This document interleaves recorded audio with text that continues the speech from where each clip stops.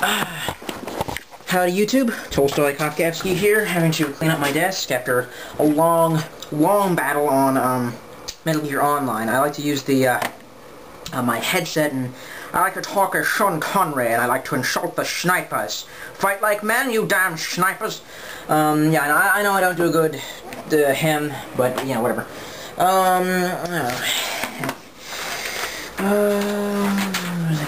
Gotta clean up my desk. Okay, I know I have like a whole lot of videos that I gotta get done. But they shouldn't be rushed. They really shouldn't be rushed, including Dave Chris. But I have like some rebuttal video to do to his philosophical video. I didn't feel like doing any religious vids lately, so I've been postponing that until I think it's more important that I like have my mind together and ready for that.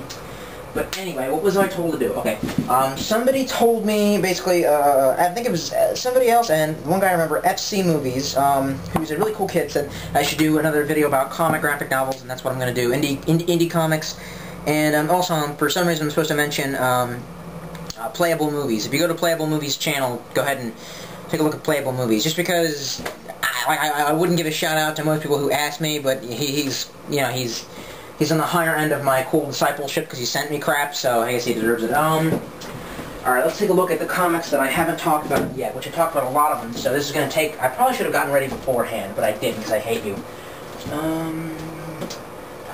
Do you have the time to listen to me whine about nothing and everything all at once? I am one of those melodramatic fools, neurotic to the bone, no doubt about it. And we'll talk about this, and sometimes I give this, myself the and if we have time, this, and of course. Sometimes my mind plays tricks on me. Okay. It all keeps adding up. I think I'm ready right here. Okay, so just doing this off the top of my head as they came off the shelf. First thing here that I ordered because I was very interested in is, like I told you, I was a Sonic freak as a kid, and there's been many different renditions of Sonic. First of all, people say we don't like anime Sonic, we like American Sonic, and I'm like, oh, see, that's funny because Sonic isn't American, he's Japanese. So the whole anime Sonic, that was Sonic Team, that was Sega's choice, and that's, you know, that's their choice. But I did like American Sonic better. I think the best show that was ever done was not Sonic X, but in fact, let's see if I can find it. Oh. Am I just paranoid? Am I just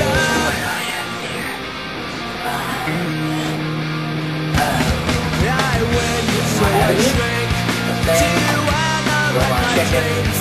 She says it's like a sex that's bringing me down. I went to a whore. He said my life's a bore. Choke with my whited buzzets bringing her down. Sometimes I give myself the Lose my mind.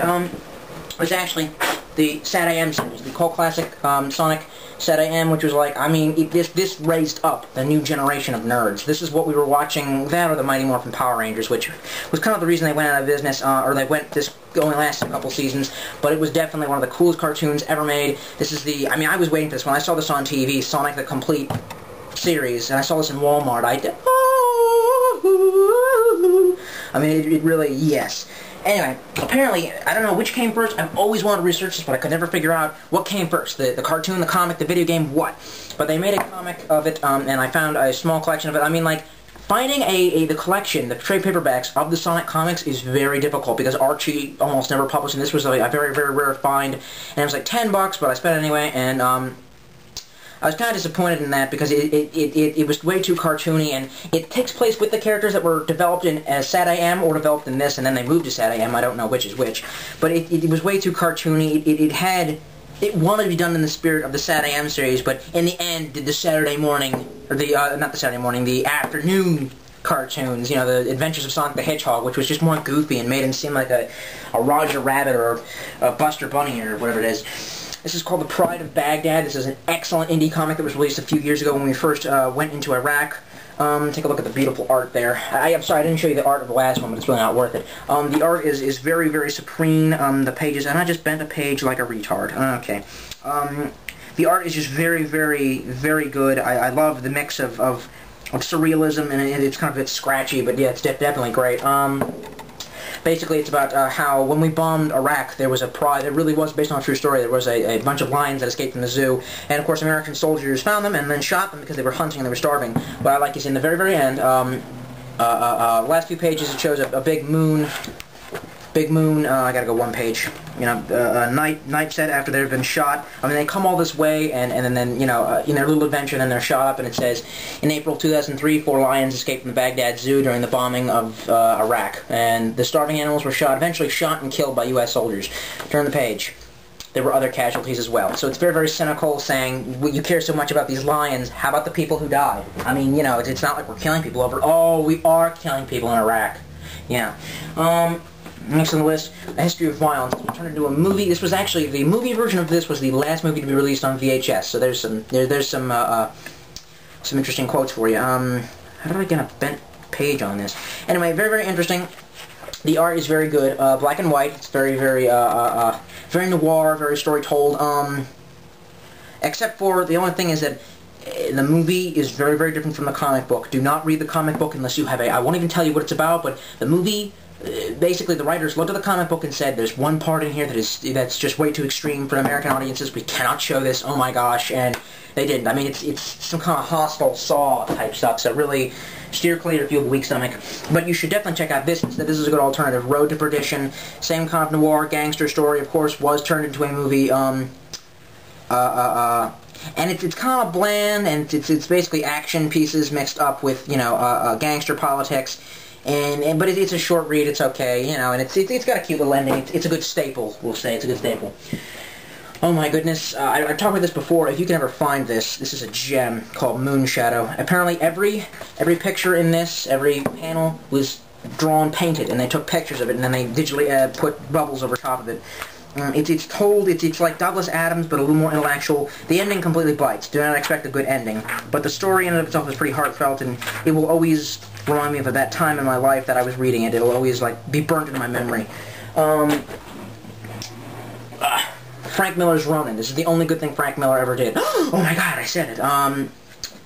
Very good art by Frank Miller. Very classic comic. I wish more comics would be more like this. And these days the art that they're trying to do looks so realistic. I'm like, why don't you just take photos? Just take photos and put word bubbles over top of it, because, you know, it doesn't look real. This is very, very good. It basically, if you don't know, it somehow mixes up science fiction and a samurai. More Ronin, actually, a disgraced samurai. But basically, Samurai Jack is a ripoff of this. Without this, there would be no Samurai Jack. And there wouldn't actually be any Ninja Turtles. Go look it up. The Ninja Turtles were a parody, originally a spoof of Ronin. This is actually a manga, very thick manga, The Two Faces of Tomorrow. Very, very boring if you're not a techno freak, which I'm not. So it was kind of boring, but it really tries to be action-packed. It can be really, really annoying. You know what it's like? 2001. It's basically 2001: A Space Odyssey, and it talks about how the future, because of technology is advancing, we can see both sides of it. Sometimes we see that that technology will help us, sometimes we see that it will condemn us. And it's very fascinating. It's almost like, how would you deal with Hal while Hal is doing the things it's doing? I mean, and it does paint a very good, oh my gosh, we're not getting out of this alive scenario. So, definitely check that out. I think I talked about this before. The Aliens Omnibus, it like, basically, before the release of the third movie, they created in the 70s and 80s a whole bunch of comics which kind of catalog, you know, what happened in the Aliens universe. It very much defined the Aliens universe and actually influenced the films very much. Except for, basically, it starts off really good, the stories get really good and interesting, and they display humanity and alien and the interaction between the two parties very, very good and well, and defines the universe. Then near the end it gets so bizarre, you're like, why is Ripley fighting a clown? What's going on here? You know, I mean, like, it doesn't actually happen that way, but I'm saying it gets that crazy. And last one, Stupid Stupid Rat Tales, which was a companion book that went with Bone, done by the same cartoonist of Bone, but the writing is for children, so don't even look into it. There was another one that was supposed to be more adult-oriented called Rose, but you've got to